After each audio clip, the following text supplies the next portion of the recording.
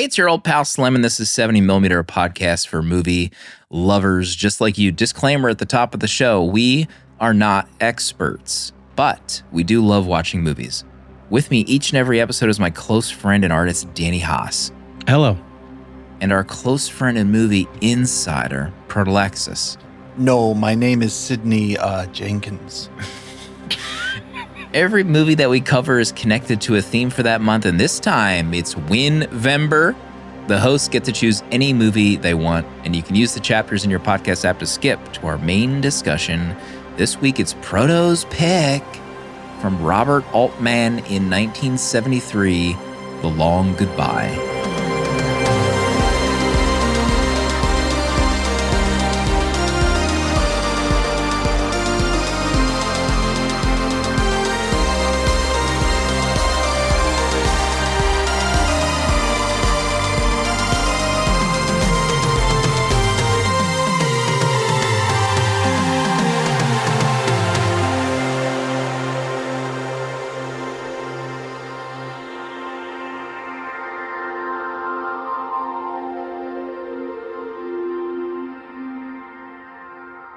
Just a reminder, folks, next week, it's as big as it gets. It's a Wicked double feature extravaganza episode. We're doing Wicked 1 and 2, sponsored by Chili's. Savor the moment. Next week, pre-show, we were just discussing how we're even going to make time to see these movies ahead of next week. But, Parlo, it sounds like you might be pulling your children out of school for a Wicked double feature next week. Yeah, I'm considering that. Principal, if you're listening, relax. Turn it off, please, for a minute. I'm thinking about it. It's filling up. The fervor around this film, I think it might blow the top off our nation. Oh, it could. People are excited. Yeah, I'm excited. Are you guys excited? I'm excited. No. I have to sit down and rewatch Wicked 1. I loved Wicked 1. Disclaimer, I have not seen the stage show. I'm one of those Wicked noobs. All I know is part 1. And I had an amazing time. I listened to the audio commentary with the two of those gals. Lots of fun. But there is one host that audio commentary? Yeah, I listened to it. It's fantastic. Oh, that's cool. I didn't know they did that. Very fun. Just the two of them sitting there watching.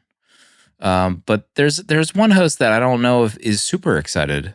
They're a huge fan of the stage show. They're a real one. TM, Danny, are you getting excited finally for the end of this journey? Let me correct you. I've never seen the stage show. What? I live in Florida. Yeah, but when I've seen the stage show, New York City. You love New York City. I go there and watch proper Broadway, like Puffs. Isn't that off Broadway? The Hufflepuff Harry Potter show? Yeah. Off Broadway? Right. Anyway, in an alley. I'm looking forward to it. That's as far as I'll go. Okay. Ugly ass first movie. The excitement is palpable from Danny. Sorry. This is as excited as I can get for Wicked Part 2. Sure, it's going to be great. Bottom of the hour, we're going to get into The Long Goodbye, Robert Altman. A lot of people excited for this episode. They've been waiting a long time. Pardo, I think, has logged this movie maybe 12 times on Letterboxd. Oh my God. It's something insane. He's seen it a lot. We'll get into it. Don't say anything now, please. But the big story tonight, in our backyard, Netflix House has opened in Philadelphia. This is probably the biggest event of the year. Okay. Netflix House in the King of Prussia Mall.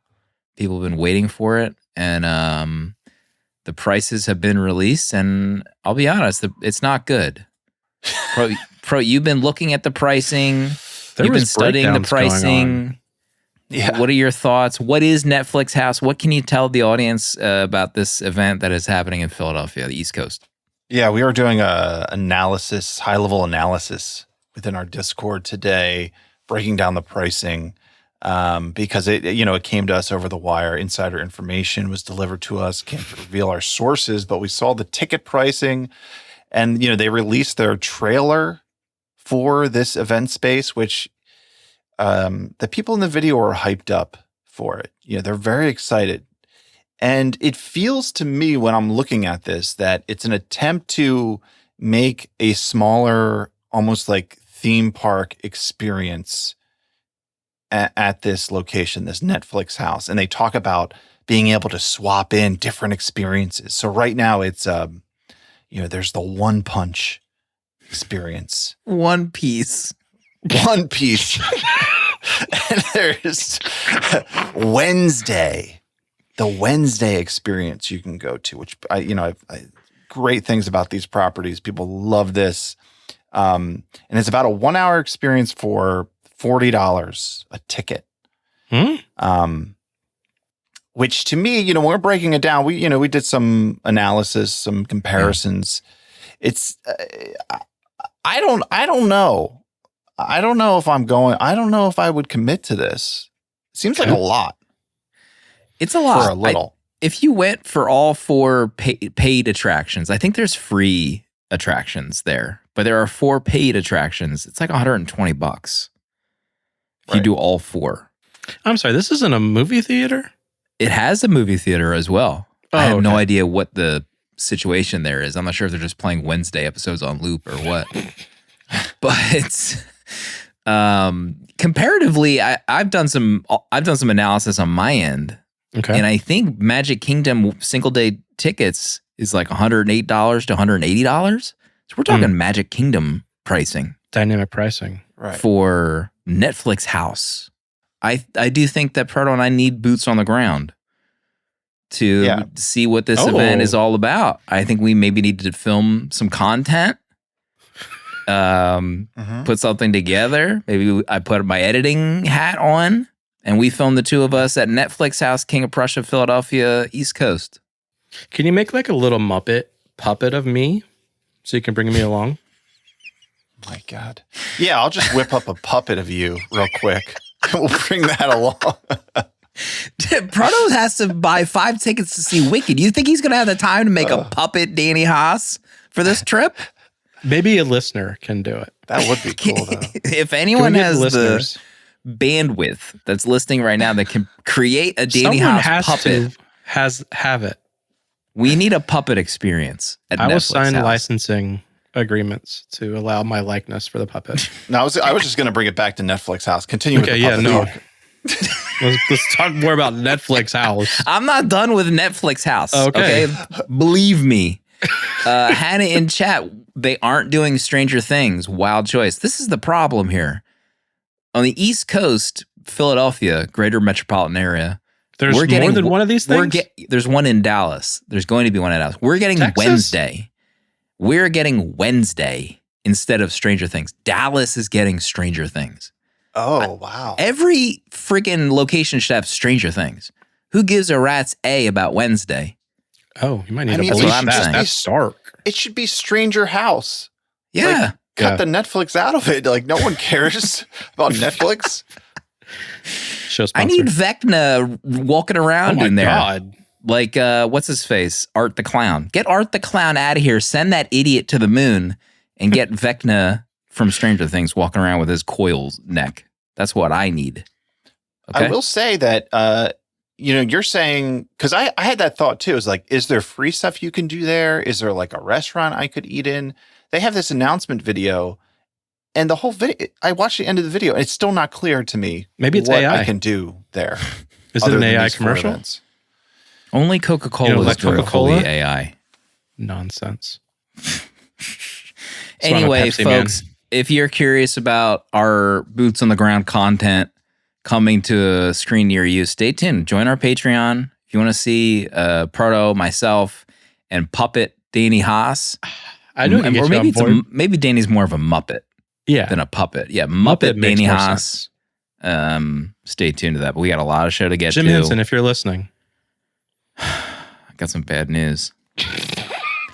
We do have to say hello to some new friends who joined our Patreon. Abigail, JF, and Wick all became patrons, got access to uncut episodes and our Discord, and over 70 episodes that are only available to patrons. We're due to record our Black Christmas episode for patrons. So stay tuned for that. That'll be our next one. we'll see when that is released. But Frodo, you've been watching a lot of movies. You've been doing work, as they say. You've been locked in. Which one do you want to talk about first? Well, I do. I want to make sure to talk about Gremlins 2, because last week I promised that I'd have an update on Gremlins 2. Mm-hmm. So I do have an update. Let's get into it. Because last week I had watched it before we recorded, but I didn't. It wasn't. I hadn't formulated. I hadn't written I hadn't logged a review, so I didn't want to talk about a movie that I hadn't logged yet. It's just not how I operate. Yeah. This is well known, but I can now. 5 stars for Gremlins 2. I mean, what a picture! God. Mm-hmm. What a friggin' picture! Joe Dante's best. Oh, yeah. Damn! I might not believe that. That's dark. You can. I mean, I feel comfortable saying that. The run that this movie goes on at the halfway point is just really, it's incredible. The amount of, there was talk. I've heard talk about this movie, about the budget, unlimited budget Joe Dante had. Really? Unlimited budget, millions, 100 million, 150 million. No one knows how much was spent on this, but I mean, you can see the money on the screen. The amount of sets, like this whole, like they spend this time in like this corporate office building, but you can tell it's just like all fabricated sets, just for this movie. And then what they do in this with these gremlins, it's really a sight to behold. It really is. I wasn't really sure. I'm like, okay, this is fine. But once it steps on the gas in the middle of the movie, it's a feast. It's a feast for your eyes if you like the disgusting looking gremlins that are in these movies.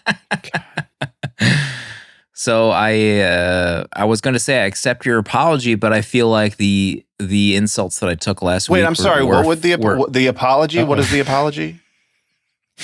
But I feel like your insults last week were a ruse because you had already watched the movie when you were you were naming me. I think you got gaslit, Slim.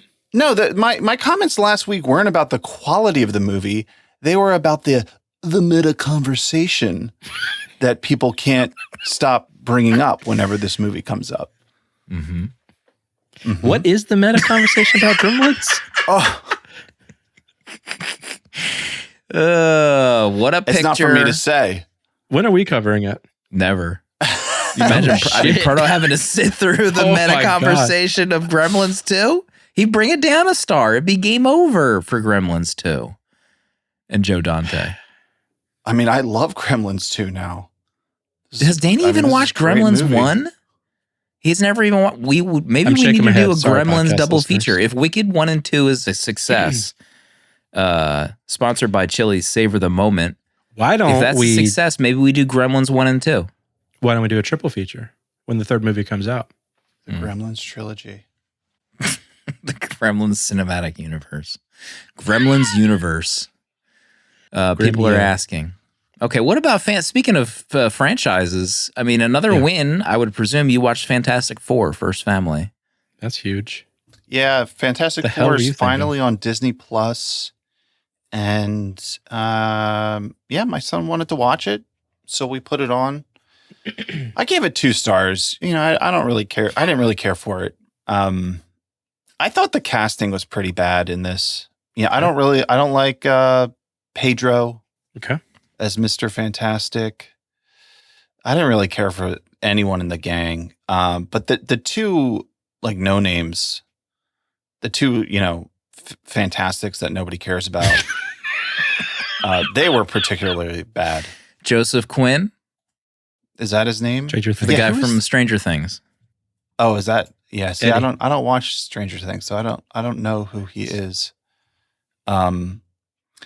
Yeah, they were really bad. I thought the dialogue with them, the Marvel dialogue slop is just awful in this. Mm-hmm. A painful movie to get through. The baby. Is this like a big story in the Fantastic Four? Franklin the baby. Yeah. Yeah, kind of. It is really. Yeah. Mm-hmm. Unfortunately. Wow. okay. Yeah, it's confounding, the script for this movie. But I mean, it's bizarre because so much of it is really cool.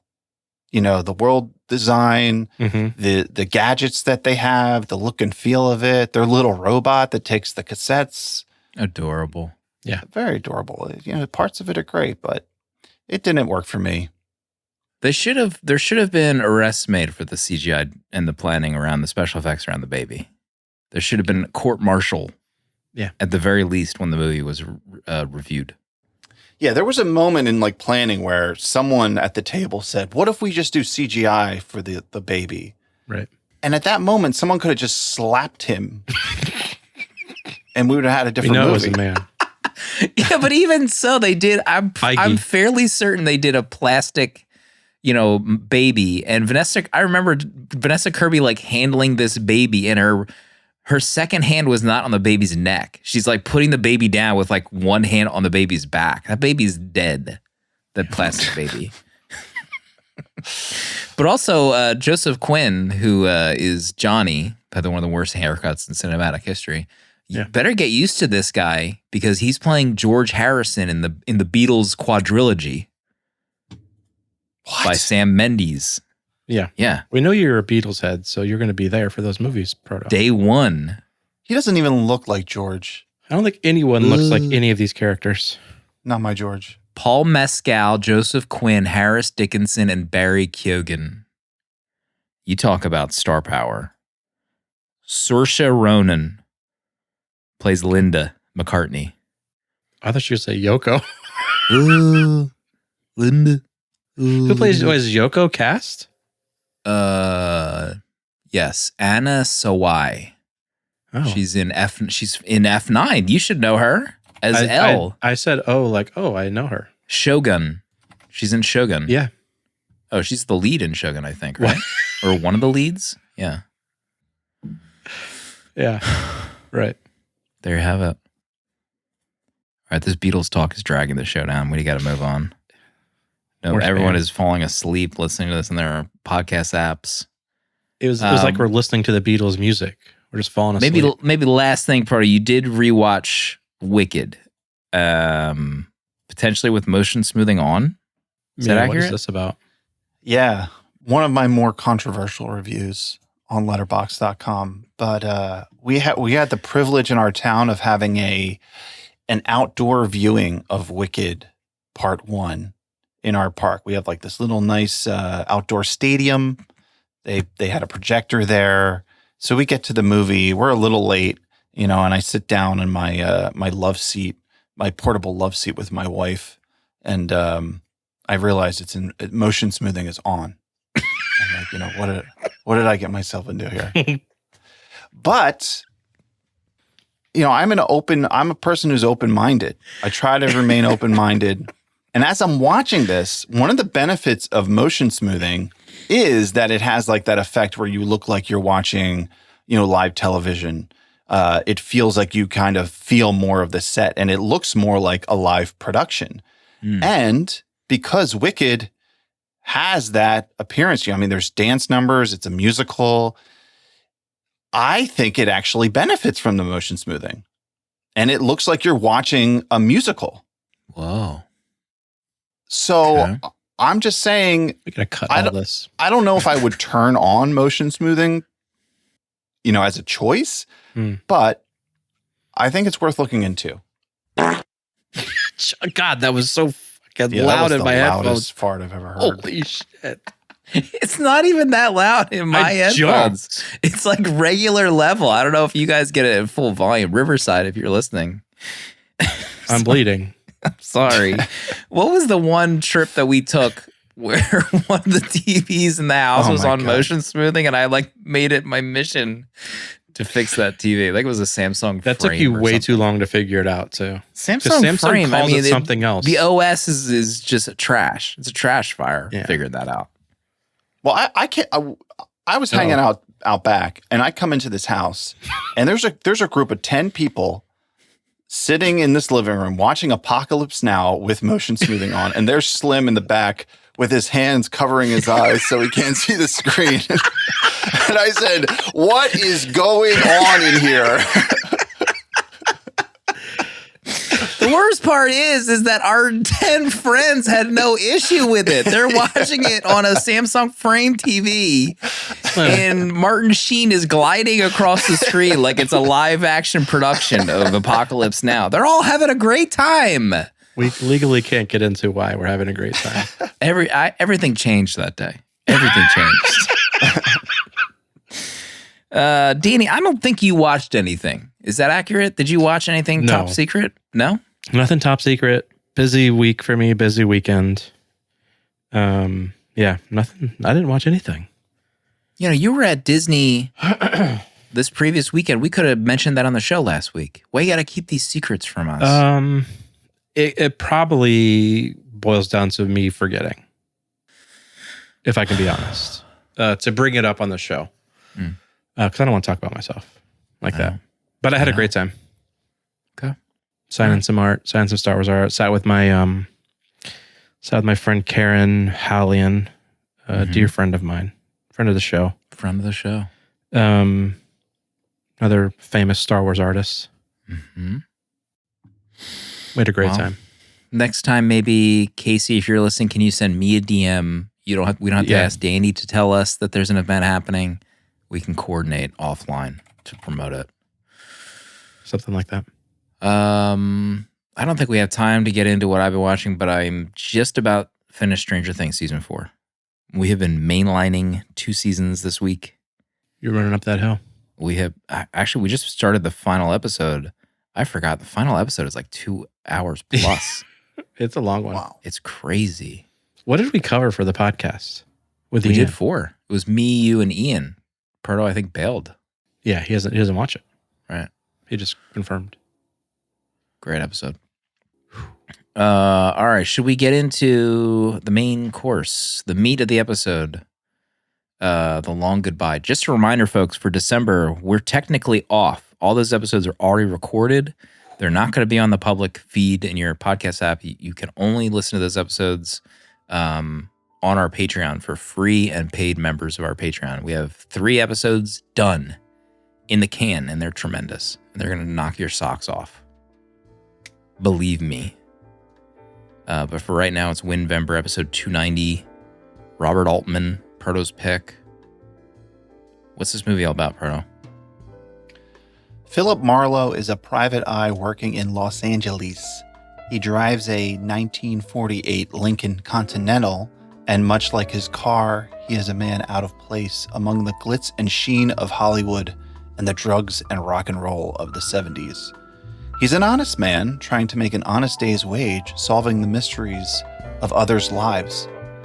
After his friend Terry comes to his door in the middle of the night, he'll find himself locked in jail for 3 days, on the hunt for a missing husband, and needing to solve the mystery of his friend's death so he doesn't get turned into pulp by the local hoods. The long goodbye. Local hoods. Proto, when did you first see The Long Goodbye? And why? This is a great question. Let's see. I watched The Long Goodbye for the first time July 2021. And I'm gonna say that this was when I was exploring Robert Altman's movies. Yeah, I wonder. I think this was before I saw McCabe and Mrs. Miller, but I'm not sure. Right. This is our 3rd Altman we've covered on the show. Wow. Right. Yeah, but I'm just wondering when I don't remember when we did that episode. I also watched the movie California Split, which I really enjoyed. Oh, you know, I think what set it off was Bat and Spider, friends of the show. They did his movie Images, and I watched that. It might have been around this time. But yeah, I saw it then, and I this movie, I didn't know anything really about it. I liked Robert Altman's movies. I wanted to see more of it. Didn't really know much about Elliot Gould. I might have seen, I don't know what I saw him in before. Oceans.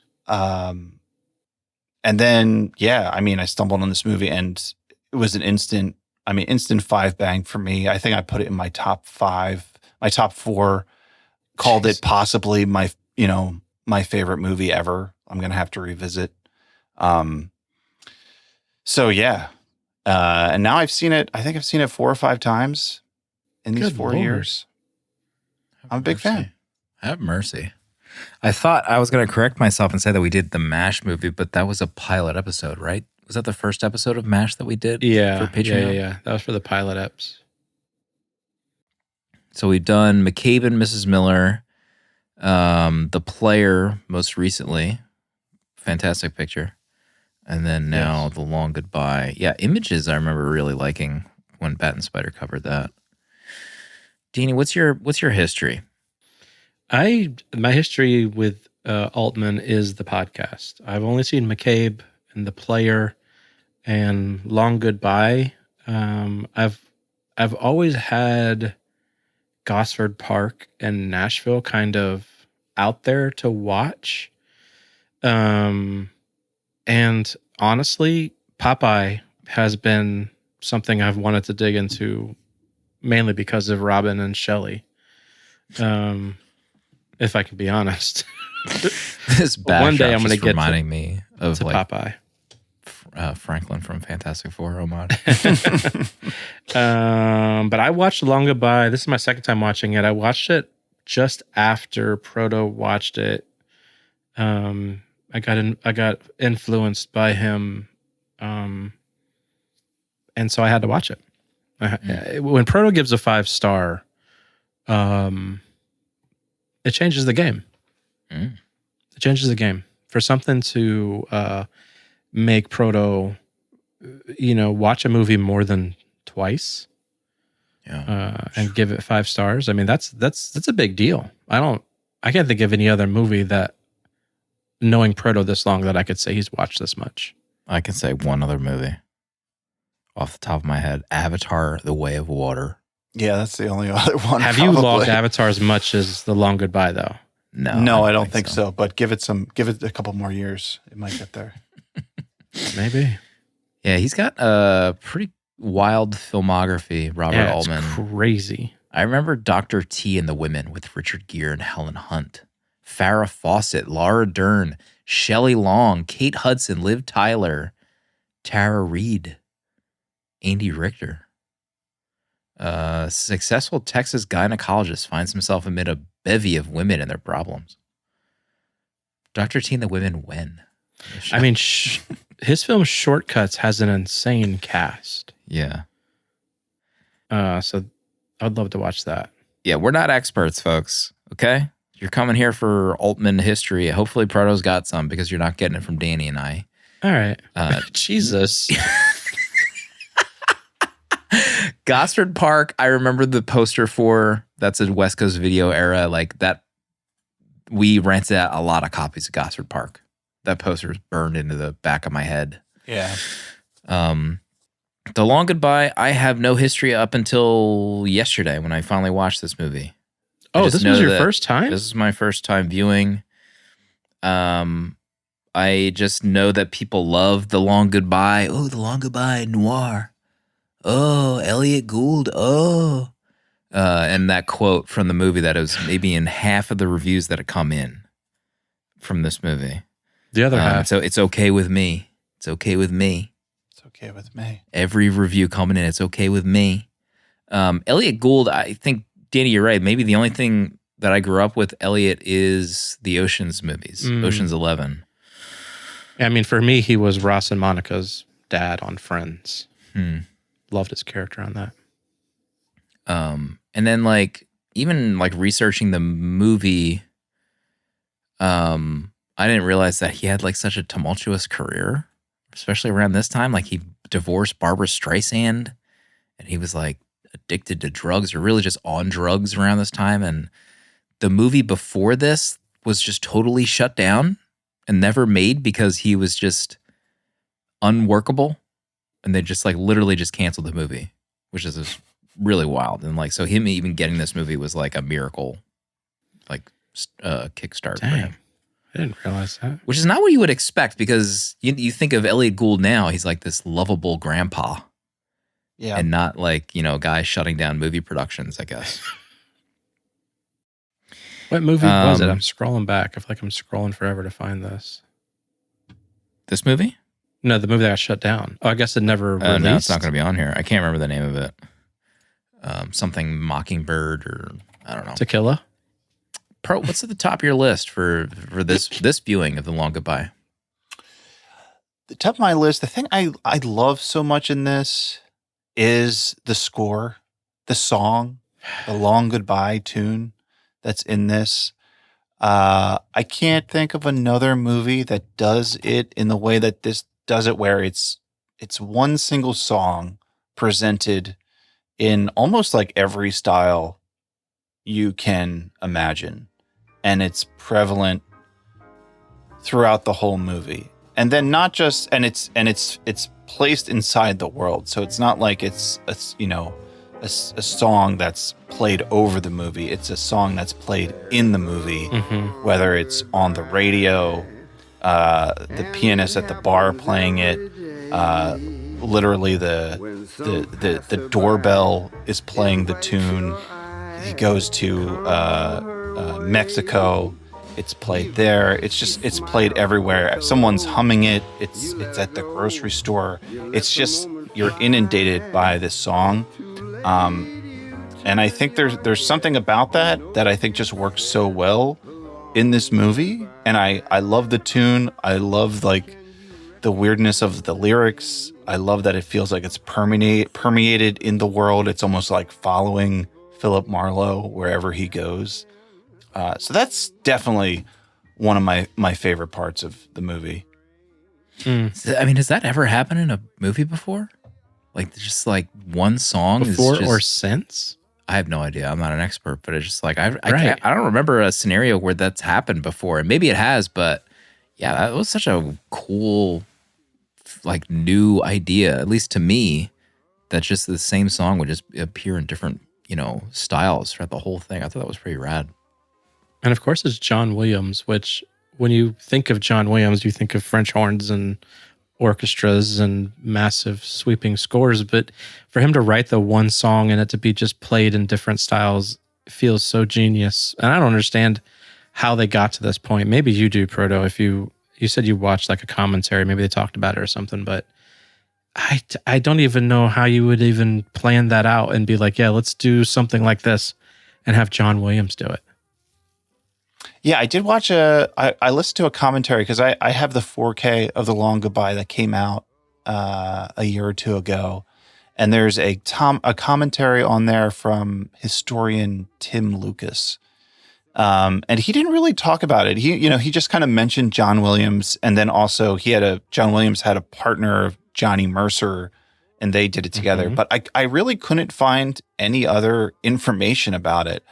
And it makes me so curious, though, is like how, like, what does that mean? Like, what was John Williams' part in it? What was Mercer's part in this? Did they, come up with the song together? I mean, Mercer is like a pretty accomplished songwriter and has done lots of work.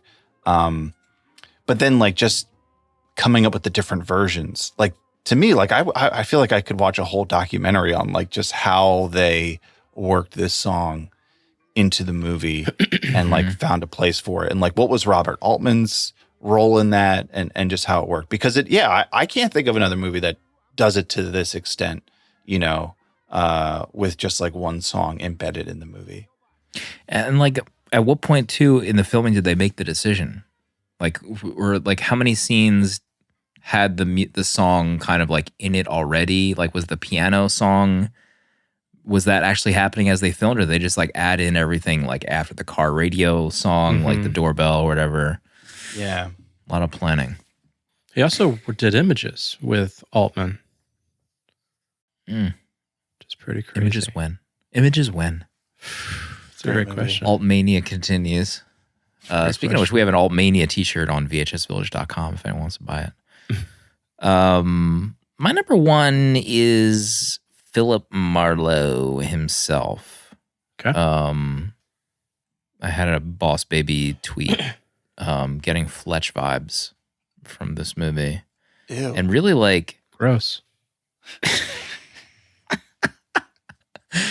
love Fletch. And I was getting, I don't know, I'm unfamiliar with the books that this is based on, but this feels like, I don't know, that feels like so many movies from this point on had like this kind of vibe and character of like that, you know, was kind of barely cared. I read something that like they told Elliot to play the character that he was like from the 1950s, but you woke up in the 70s, and like just play it like that. And that's how, like, how your character interacts and behaves and thinks as like a pot smoking, you know, 70s detective PI. And I thought that was like, I feel like that could work so poorly if not done well, but I don't know. It worked pretty well. Like his character feels like the archetype for so many other movies. Like I think some reviews called out Inherent Vice, and that, like, having seen Inherent Vice before this,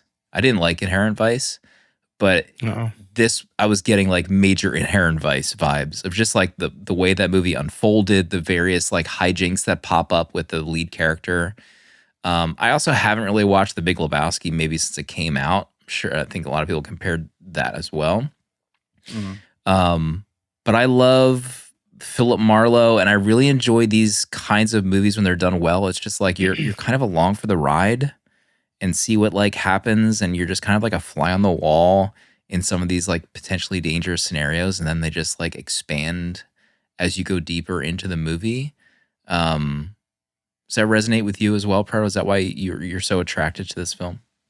Yeah. Well, I love noir, and this is one of my favorites in the way that it has those elements. You know, there's this mystery.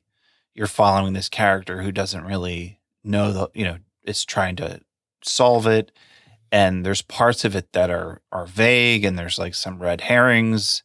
And it's like it's like a kind of like it's a detective story that you're along for the ride. And that's so fun.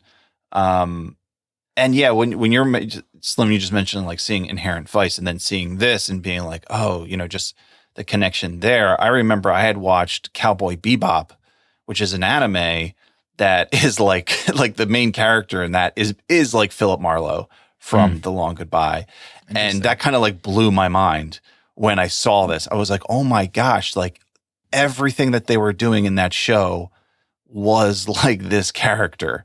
So just seeing like the influence that this had, and what you said about his character too is, he has like this suave, blasé, very innocent, like good person who seems like a fish out of water, but not unsettled at all. Like he's incredibly comfortable in his skin. Like those are some of my favorite moments in this movie where it's like Marlowe, you might be dead or about to get your, get messed up right now. And he's not breaking a sweat. He's just like the coolest cat. And just the way that's presented and how Elliot Gould plays it out is really incredible. Also, there's 5 nude women on your balcony next door, and you're unfazed. There was one long zoom in. When that chick lifted her leg up behind her head, the camera just zooms in for so long. It was insane. And there's a lot of those scenes too, is like when he's doing his like detecting work, like when he goes to talk to the drunk writer. And he's like kind of sort of like wanting to talk to the wife, but then the dude invites him in for a drink. And I mean, like, what did he have planned that day? Like the guy invites him for like hours of drinking. He's like, all right, let's do it. Let's see what happens. Like he's just riding the wave. And I guess a lot of detective work maybe is that, just to see like what unfolds if you just stay there and hang out and talk. But yeah, pretty interesting. I love that, like when he meets Mrs. Wade and she's like, what will this cost me? And he's like, $50 a day, and I'll give you an itemized list later. And she's like, man, like he's working $50 a day as a private eye, and I have no idea. Like, is that good pay? Is that bad pay at this time? Living in LA, I have no. It seems like not a lot, but maybe his lifestyle it works for him. It's wild. Yeah, I mean, can you afford to be a private eye? Like in this day and age, is it like a viable do people still business? do it? I have no idea. I want to try. That apartment probably cost him $50 a month back then. That apartment alone is incredible. Oh Yeah. yeah. My God. In the same vein of Marlowe, one of my favorite things they do in this that is like noir vibes, but kind of different is his kind of ADR voiceovers, Oh my God. where instead of like the movie's narrated like a noir, it's just him talking to himself. Mhm. And I found that incredible. I really loved that. I really loved just kind of changing up what we know of a noir film with, just either him being the narrator, or the detective be the narrator, or someone narrating the scenes or what's coming up. But this is just kind of him either mumbling about buying brownies for the neighbors or just kind of talking to himself as he's walking up to a house. I kind of love that. It's just kind of a real twist on something we already know, which I guess is what Altman is good at. I didn't even think of that, like kind of flipping the narration on its head with mumbling scenes. I watched this on the Criterion app, and then I had my AirPods in. I actually had to take my AirPods out because the ADR was like, I thought it was super bad with headphones on. I don't know what it was, but like every time he spoke, the audio like It is. raised. Yeah. It raised is. up, and I was getting like a hiss every time he spoke, and I was like, "Are Oh, my God. AirPods broken? Like, or is this just 70s ADR?" And this is what it sounds like on AirPods in 2025. So I took it off and I just put the TV sound on, and that was a lot I better. fixed it. So it was your AirPods. No, I mean like the TV sound. I'm not hearing the like isolated ADR voice of him mumbling. Yeah, thanks a lot, but they hurt my teeth. Like he just recorded it on some tape recorder and they put it in the movie. I love it. Also, how do brownies hurt teeth? Is he just like too much the sugar? sweetness. I don't know. I never. You know something so sweet that hurts your teeth? I never would conceive of that happening He's with my immune. teeth. I don't know. You're immune. Yeah, some of the ADR is funny. Like there's some parts where like his lady neighbors are like talking like, Mr. Marlowe, will you get us brownies? But like no one's mouth is moving. Yeah. Like it's just, they just like drop the audio in afterwards. Questionable. I mean, I thought the whole movie was going to be like that. And I was like, what am I in for here? But then I think there was some local audio recorded and used. Well, I know he did that. Like he was pretty famous for doing that in certain movies where he would set up multiple mics, and that's what he wanted. He's famous for having like these complex scenes with lots of moving characters. I feel like it might have been the McCabe and Mrs. Miller where I heard that, where like in those tavern scenes, he has, it's recording multiple conversations live in the moment as they're recording. So that's, part of his shtick. But I think about like, I heard you're mentioning just like the, like flipping it on its head with like the noir of having him just like talk through the narration. And the commentary talked a little bit about that and I feel like I didn't really catch this, but like the scene where the detectives come to his house and are asking him these questions, and he's like, now this is the part where, you ask me this question and I give you this answer. And that's like kind of playing on like the typical noir moments, so there are like a lot of that in this movie where it was like taking those noir elements and kind of turning it on its head or like exposing it in a different light, which I think is pretty cool. So, Proto, have you gone back to read any of the books? I actually just ordered The Long Goodbye today because I wanted to finally. Oh, actually, I think I talked about this when I was in Portland, Oregon. I went to what's that bookstore called? Barnes and Noble. Borders. Books A Million. Powell's, is that it? Powell's Books. Yeah, Powell's Books. And I went into their rare books collection and I grabbed a copy of The Long Goodbye. I'm holding it up to the camera. So what'd you order? Oh, well, that so I didn't want to read this copy. So I ordered another copy of it to read in my All right.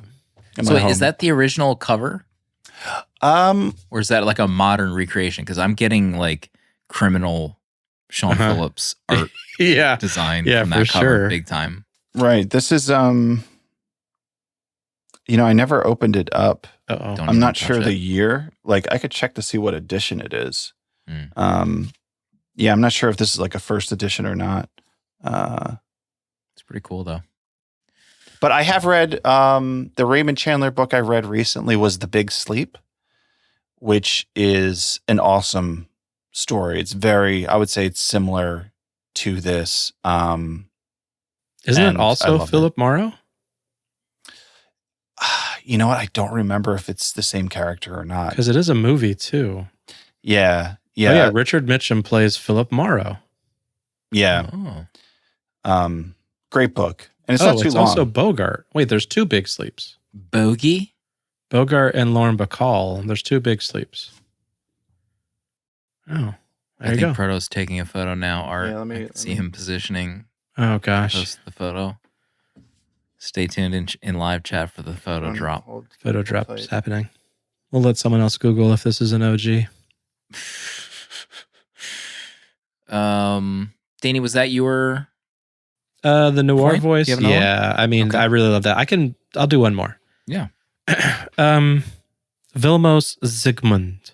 His cinematography in this knocks my socks off. Mm. I really love this film. I didn't realize he also did Close Encounters, Deer Hunter, McCabe and Miss Miller, Heaven's Gate, Blowout.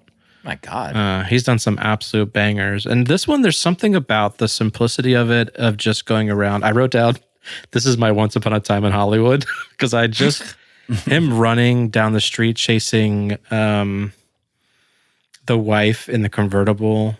I just absolutely loved that shot. And just incredible to think that they're filming him just running down the street. I love the shots at night of his apartment. I don't know. There's something about this film I just was kind of in love with. The shots in the bar, the red, the light coming through the back with just as much smoking as he's doing. It's like he's fogging out every scene, making everything look incredible. So I think this cinematography is beautiful in this film. Yeah, the scene inside the Malibu house, which Oh I think my was Altman's house. What? I think that might have been his beach house. Oh my God. Holy shit. Which can you even imagine? I mean, I remember a lot of beach stuff in images. I wonder if it was Was it he had also some his house? beach love. Altman. Write-offs. But the scene where they're talking in the reflection and the husband is walking out into the water in like the background, the extreme background, it's like zooming in. That is a wild shot. Right. Absolutely wild. I mean, also the ending where she's driving and like she drives by him. My God. And they like barely even acknowledge each other. That's a great shot. Yeah, a lot of good stuff. I mean, just the idea of him running downstairs from his apartment to beat them outside, the goons, the mafia goons. Yeah. To get to his car was really cool. Who's the guy's name? Henry, the guy that was following him. Oh yeah. Great. I mean, where was Oscar for Henry? Yeah. When he's like looking through the binoculars and like can't believe what he's seeing. He makes him unfocused. He jumps on the door, the swinging door, and it just swings open. I mean, him Zach reacting says to Ken Swanson, the security guard, his impressions. Oh my God. Oh, that was really funny. Also, what a strange thing to include too. It's like a strange like character idea that just was so fun to include. Yeah, Altman did a lot of that kind of stuff with like reflections. Like there's the scene where he's in the interrogation room and they're in like the two-way glass and there's like the conversation behind the glass and then the one in front of it.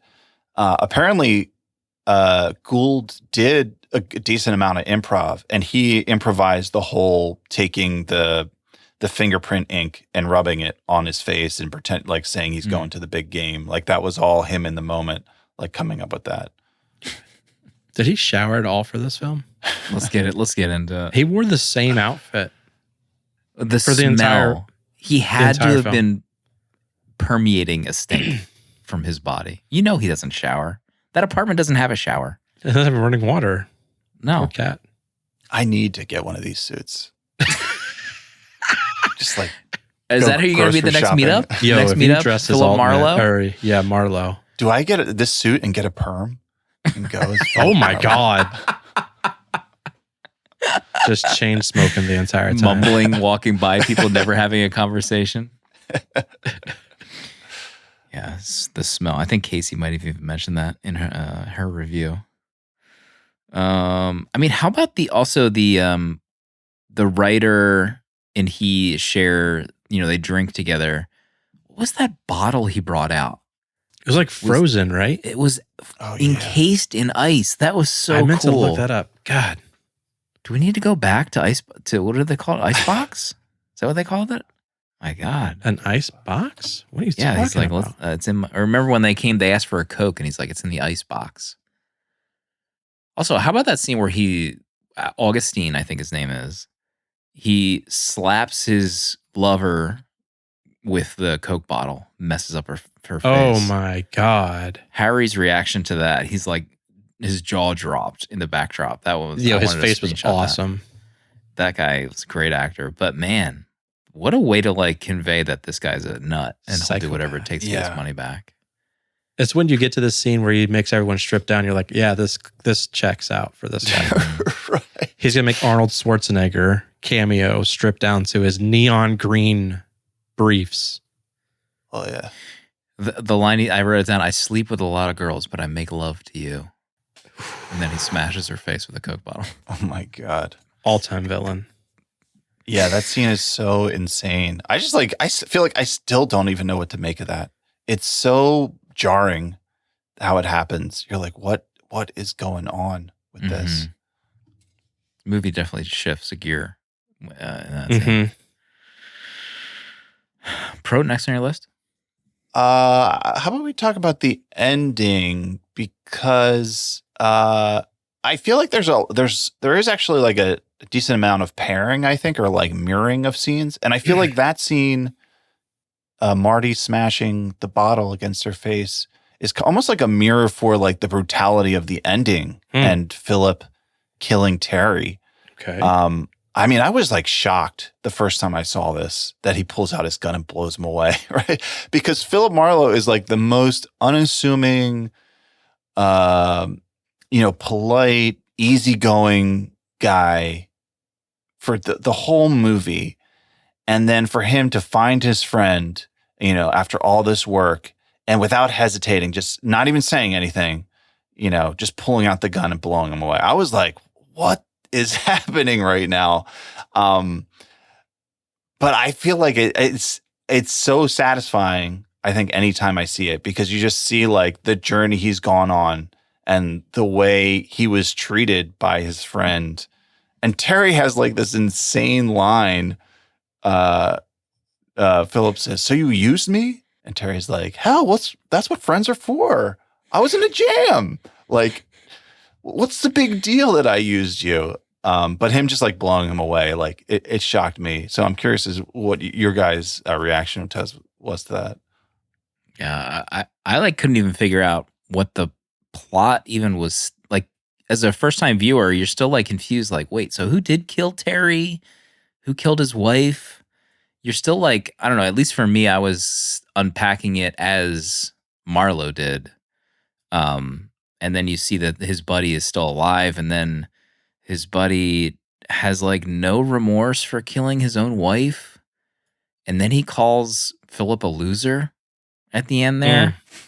I thought it was like great because I mean, you're right. He is like a nice guy, pretty easygoing the whole movie. But I mean, he has a breaking point, and he's like, he met it at the end there.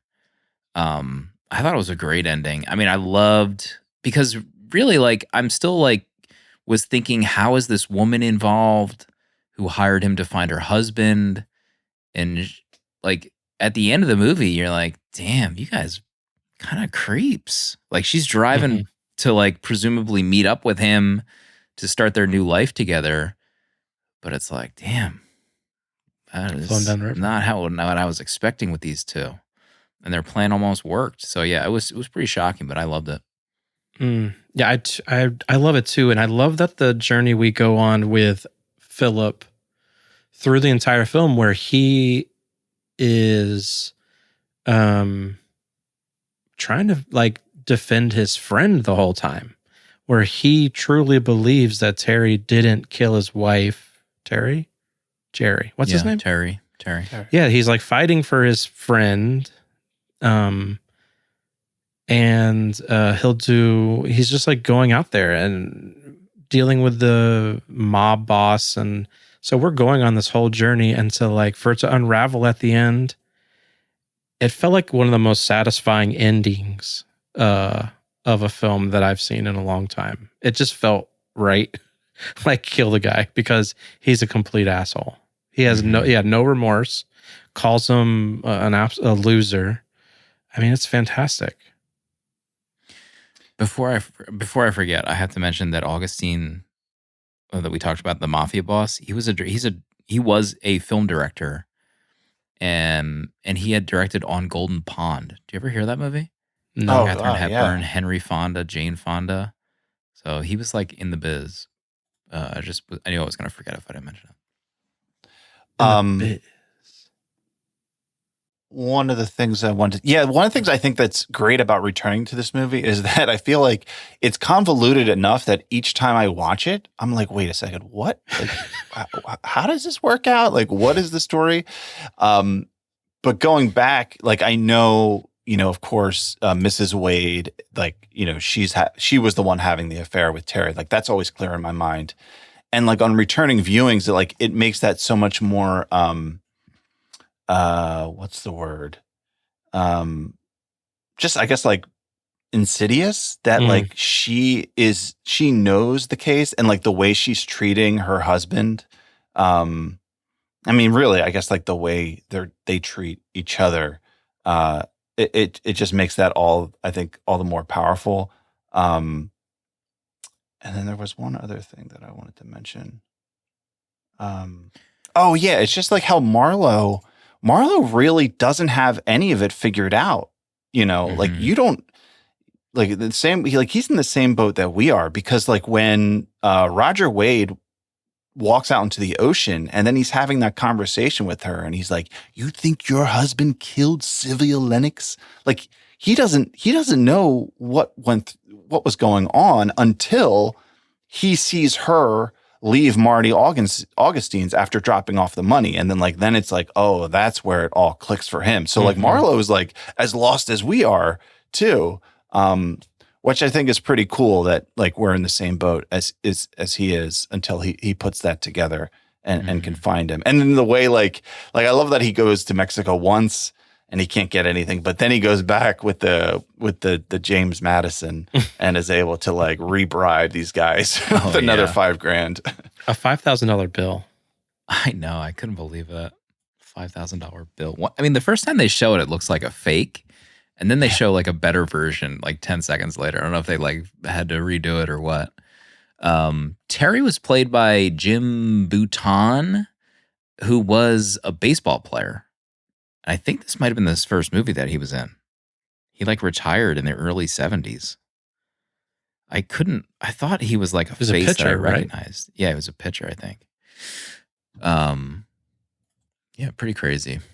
I mean, the scene where the husband like goes out and into the water, ay caramba. Even the dinner scene where he gets like drunk, that party that they're having. Him shouting balls. So much. I just had to look it up. The $5,000 bill is from 1928. It was only made once. And if you could find one that was printed in Richmond, it can be valued up to $750,000. Hello, Antiques Roadshow. Holy Lord. How much is my $5,000 bill worth? Are you ready? Are you ready to find out? Sit down. Let's see. What else do I have? I forgot to write a top 3 out. Just scrolling through here.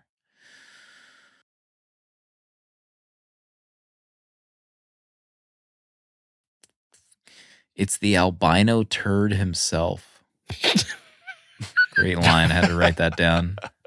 But also, like that, that's kind of like a, I don't know if it's a red herring or what, but like a lot of the movies here, you're like, is there something else going on with this doctor? Like, what's this doctor's story? Oh my gosh. How's he involved? Is he in When charge he of smacks this? the shit out of him, Yeah. a guy 4 times his size. Right. Yeah. Holy Lord. Yeah. The film historian, he compared a lot to the book and like how different the book is. And he was saying how like that character is completely different in the book. He's actually like this really big menacing figure. So I wonder if like the relationship is the same, but like the character is just completely different. That's one of the reasons I also wanted to read the book. It's just because it was fascinating to hear that there's a lot of differences. I mean, albino turd is such a fascinating phrase. Like, just picture a white poop. Right. Mm-hmm. And then you Yeah, have picturing it.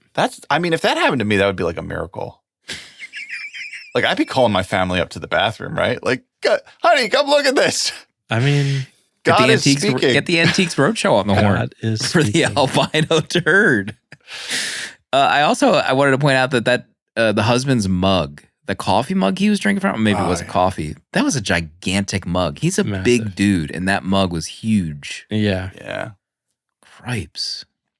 Yeah, that's a Sterling Hayden, and he has a fascinating career. I've actually, after I first watched this, I was like looking him up and like, who is this guy? And there is a documentary about his life and his career, and apparently he was like a really chaotic figure in Hollywood when he was there. Yeah, Pharaohs of Chaos from 1983. So I've been meaning to watch this for a couple of years now. Oh, he was in 9 to 5. Okay. Oh. Before we go any further, we have a voicemail Okay. from, I believe it's Jord. I'm assuming it's Jord. It's first name Jordan. I don't know how many Jordans we know, but let's listen in. Hey everyone, it's Jord from the Discord. I know everybody's been looking forward to hearing from me today. It's a good day. It's beautiful out here in Kansas City, Missouri. A long-time listener, first-time caller. Probably bad decision to make this my first VM, but here we are. I did try to watch The Long Goodbye probably 6 months ago because of you guys talking about it and raving about it, and I couldn't make it through the beginning. Curry bread cat food. I'm looking for curry bread cat food. Is that segment 30 minutes long? I'm sorry, I don't want to be the contrarian hot take guy in the Discord all the time, but I'm just trying to be honest. I'm trying to be honest with myself. I'm trying to be honest with the community because I think you guys deserve that honesty. You know, I'm trying to offer different perspectives, and if that's not, if that's not accepted, then let me just go ahead and wrap this up. Just wanted to say I love you guys, I love the pod, and I love a lot of movies, just not some of them. So maybe next time I give 5 stars to one of these movies, I'll leave another VM. How about that? Perfect. Wow, it's a pretty good VM. That was good. Under the wire. That's a good line. I love a lot of movies, but not some of them. We might need that on a shirt. And Jordan, you get no proceeds from that when you make a voicemail. No. We own all IP from that voicemail. I am a little confused though that like a 3-minute scene was too long for Jord. Yeah. Jord, how old are you? Are you like 17? 3 minutes? You can't focus for 3 minutes? Have you watched a movie before? They're usually 2 hours, Jord. Jord is opening TikTok 2.5 minutes into that scene. Sorry, Jord. There was something else. What was I going to say about the husband? I had something about Beardo. I'll let you say. I know what it was. Terry lived next to the couple in the like Richie Rich area. Right. How do you give that up? I know he's like living next to like a water pond or whatever and whatever, but like, come on, you have something good going on there. You got to make it work. You know? Yeah, that's like dream property. I can't even fathom something like that where your backyard goes to the beach in LA. Right. What? Yeah. Insane. Terry would have to be like, listen, yeah, you're really attractive, but I don't want to give up this location. I can't, like, hey, do you see the beach view we have right now? It's not Yeah. worth it. We They can't both do gave it this. Also, that first scene with the two of them where they send Philip to the beach to have their conversation. I thought that was an amazing scene. Just the married couple discussing like their marriage while Philip is just kind of like kicking sand outside in the background. Oh yeah, the reflection in that glass too, with them Insane. inside and him in the waves, amazing. Yeah. Yep. Danny?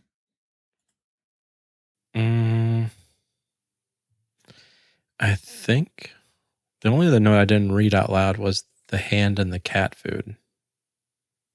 That's DNF territory.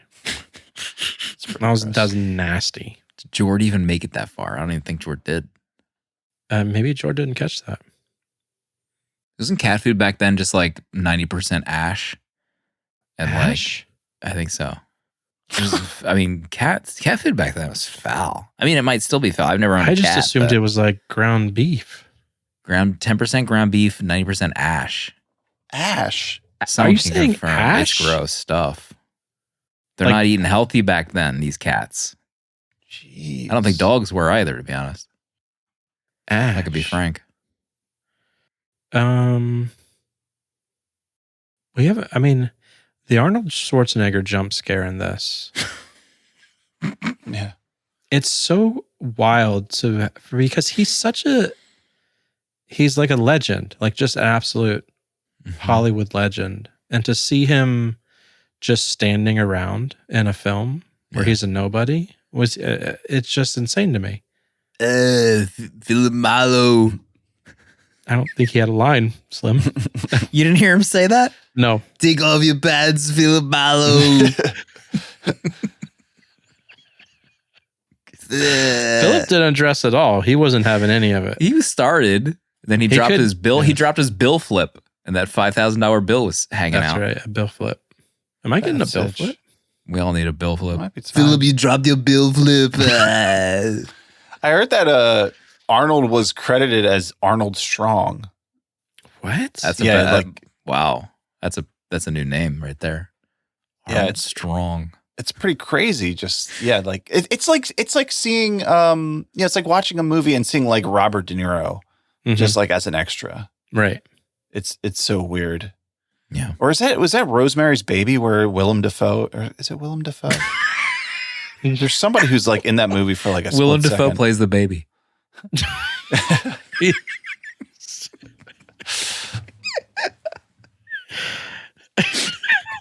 Stupid. God.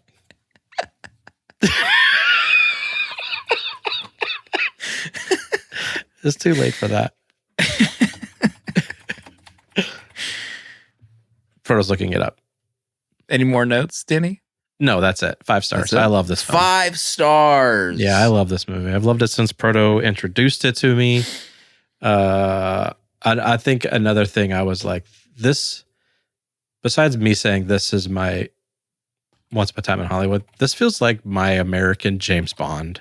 Like I wish that this, like the song like leans into like a James Bond theme song a little bit in the beginning with the vibe of it. And this just feels like, let's just follow Philip fighting crime as like a super spy Mm-hmm. in America. This is our James Bond. Philip Morrow. My God. Philip. I had a review, I think, picked out. Let me find my notes. This week's winner of a free year Letterboxd patron. Tag your views 70mm pod on Letterboxd if you'd like a chance to get it. Does Elliot Gould spend more time smoking or mumbling to himself in this movie? The shot of Eileen and Roger talking to one another with a reflection of Marlowe on the beach, ... balls. That's Big Puma. Just want a free year Letterboxd patron. Oh, okay. Congrats. Congrats. Let's see. The rest of my notes. His hippie neighbors out of sight. He had to have gone over there sometimes, right? Just to partake in whatever they're Partake in what? sharing. Expand your mind, my friend. Who knows what he just gets asking into what you if those thought. girls are Sharing the Sharing. brownies. He's pretty Yeah. straight edge. You think he was I'd straight give him edge? Just Who, cigarettes. and- Marlo? Yeah, Marlo. cigarettes and frozen drinks. You know who looks exactly like Elliot Gould? Tell me. If we're doing a remake, Oh no. maybe the Safdies reunite one more time for the long goodbye. This guy, I'm gonna drop his photo in chat. He looks like a Safdie. Josh O'Connor. Oh. Yeah.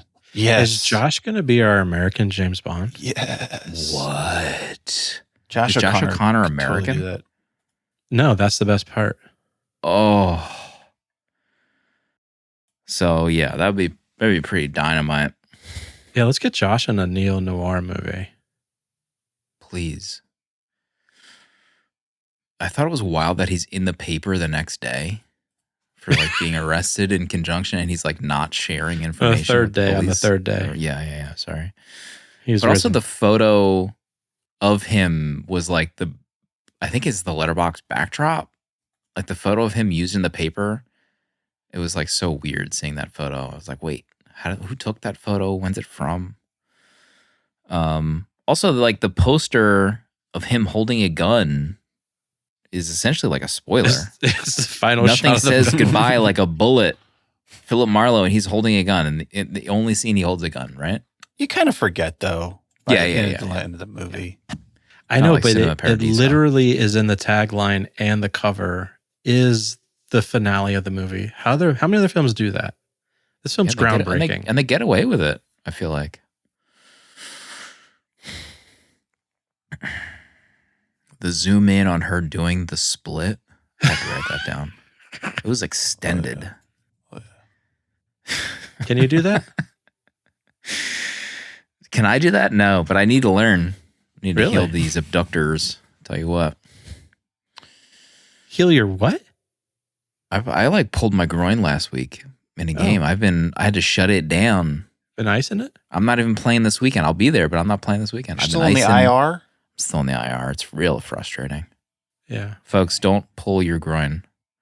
Playing hockey. Do some at the age of stretches. I mean, 43. at this point, I'm close to getting like a full body workout program. You know those kettlebells things. Oh my God. I'm this close to starting doing. Stay You're tuned. doing kettlebells? I'm not at the moment. When I'm healed, maybe. Beardo is sweating a lot. The husband, man, he was just sweating, At Beach Life. All that alcohol. sweating it out. When he's about to go in the water to save the husband, he says, "Here, hold my tie." Oh my God. Love it. Let us alone. Does anyone say that anymore? Just let us alone. No one says that anymore. No. That is a dead phrase. I need Should we to bring write it a back? book We can called bring it Dead back. Phrases. Include that in there. Dang, they were both having an affair. I felt like tricked, honestly, by those Yeah, two. We What got happened? tricked. Let us alone. Dead phrase. This week's dead phrase sponsored by Chili's. Savor the moment, as well as Wicked double feature next week. I think I'm at 4 stars for the long goodbye. Had a great time. Mm. I'm curious to know what the difference is between the Blu-ray and the 4K, Proto. Could you tell a difference? Because this is a really grainy movie. Yeah, so I was pretty disappointed with the 4K. I think it's just the quality of this movie. It's not a very clear movie. However they shot it, it's just grainy.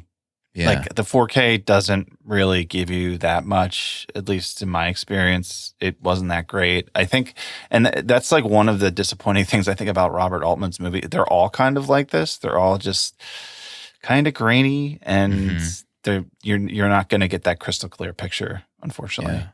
I watched the Kino Lorber one too, and I was wanting to watch this on VHS when I was done. Like I don't want it crystal clear. I need it. Just give me more green. Gosh, I need to make moves on getting a VHS combo TV for my desk, like an 11-inch TV or whatever. Like I've been looking on eBay. I've been trying to thrift one Shipping costs are brutal, though. It makes me sick that you haven't made a move on this yet. We've been talking about this for a year. I need to. I have a spot on my desk that would just be so ideal. I mean, just popping in VHS tapes while you work. Mm-hmm. I mean, that's what it's all. That's what it's all about, living. baby. I thought that's why we did this podcast, and you're still you're not right. there. I'm 6 sorry. years later. I need to make moves. I may need to tell Amanda that there's going to be like $100 charge on eBay. You can find one for $100 working. Yeah, Combo? I think I had a combo on my Amazon. No, Color my eBay screen? No, I don't know if it was color. Okay. Just Let's tell calm Amanda, down. let us alone. You see that Let us charge come alone. through? Let us alone. Some of these, I mean, let me drop a link into one that I did not get. Okay. This is the dream TV right here. This is $90 JVC color video monitor. You get this TV, you can do anything. It's a $90 TV. It was $50 shipping. Yeah. Oh, wow.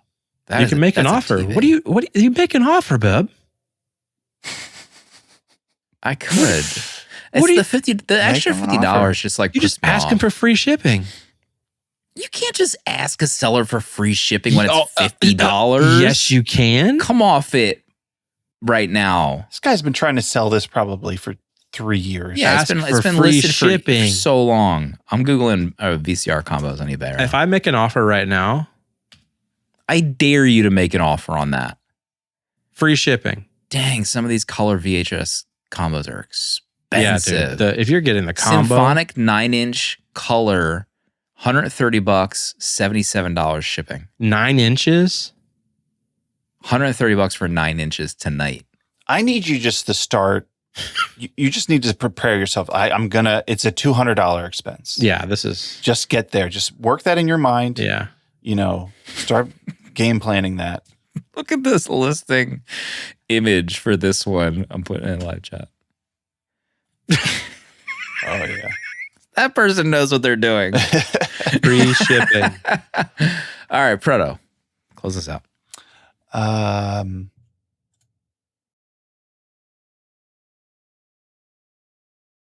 Let's see.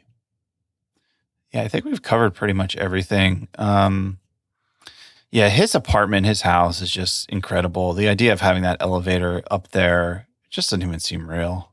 Yeah, I looked it up today. You can actually visit it still in LA. It's so cool. It reminds me of the house in The Body Snatchers. Mm. Donald Sutherland has. What a picture. Yeah. Oh, wow. That's so cool. Marlo has like so many great one-off lines. Like he's so clever. Whenever anyone asks him about his neighbors, he has like a different reason for it. The new Rockettes they're training over there. Like he just is so casual about it. Oh, and Harry says, I can remember when people just had jobs. They were dipping candles. Like Harry. Imagine Harry in the year 2025. God. Walk into the ocean. Was dipping candles an innuendo? Not that I know of. Interesting. Good question. Have to use that more often. Do you think your husband killed Sylvia Lennox? The way Marlo is holding that bottle and speaking so passionately to her. Yeah, I love his that. voice was so different in that scene. Yeah, I love this movie. This is like a comfort movie. I could put this movie on. I rarely spontaneously watch movies like on streaming or whatever, but I've watched this once or twice when I just was like, I think I saw it on Tubi. It was playing, and I started playing it. So it's just, it's just one of my movies. It's in my top 4 all-time faves, 5 stars. Goodness. Thank you, Robert. Thank you, Elliot. Thank you. They did it. Thank you, everyone. Thank you, Proto, for choosing it. Finally off the list. It's a big one. I'm not going to say thank you to this person selling a JVC TM A9U for $400 on my eBay. God. It looks gorgeous, but $400? Come on. Please. Not for the Why- big fish. Next week, we will be doing Wicked 1 and 2. Okay. Double feature episode. Our first, I believe, since the master of horror, David Gordon Green's Halloween and Halloween Kills. Everything changed when we did those two movies. And we decided to do it again. So get ready, folks. Get your tickets. We will be closing the book on Wicked once and for all, for better or worse. Special weekend recording episode. So patrons, it's going to be a little bit late. We think it'll be live. I'm not sure. Oh, Eric, was X and Pearl more recent? I totally forgot we did the Pearl trilogy. In the pre-show, I said our only double feature was Armageddon and Deep Impact. So that's where I'm at these days. I remember having a great time talking about the Pearl movies, though. Yeah. Great time. It's not about dipping candles. That Scarecrow. My God. Living the dream. Any closing thoughts this week? Closing thoughts, if people watch this and they haven't watched much noir and they loved it, I mean, there's so many good noir movies out there across all time periods as well. I mean, you can go way back. We talked about Orson Welles the other week. He has noir movies, Touch of Evil. There's classics like Chinatown. There's more modern movies. One thing I like about the noir genre is that it can often be a director. Like, directors will maybe do horror movies for the first time, like their first movie, or a noir movie. And Paul Thomas, or the Coen brothers movie, Blood Simple, is a noir movie, which is really awesome. So I think it's an amazing genre. There's so many good movies to check out. So get them off the list. But just push play, please. Wow. Just push knock play. me. You could knock me over after that line. Just push play. We'll see everybody next week for Wicked and Wicked for Good.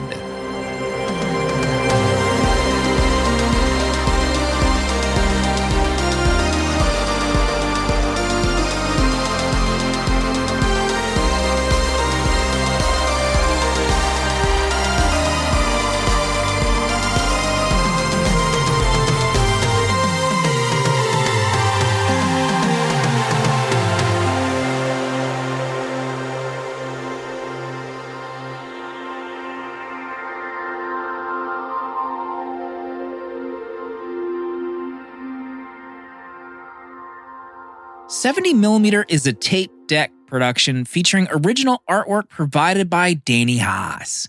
Spiritual guidance and V'ger, the robot who loves movies, provided by Pertalexis. Producer at large Dale_A. And music composed by Cinematrix.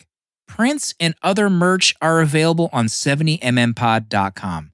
This episode was mixed, edited, and produced by me, Slim. Support our Patreon for access to our VHS Village Discord to talk movies with new friends, access to our exclusive episodes in the 70mm vault, discounts on merch, uncut episodes, and a physical membership card mailed to you. To check out other Tape Deck podcasts, find the link in the episode notes. And if you'd like to support our friends at Letterboxd and upgrade to Pro or Patron status, you can do so with a 20% off discount using the links on 70mmpod.com. Goodbye. This is a Tape Deck podcast.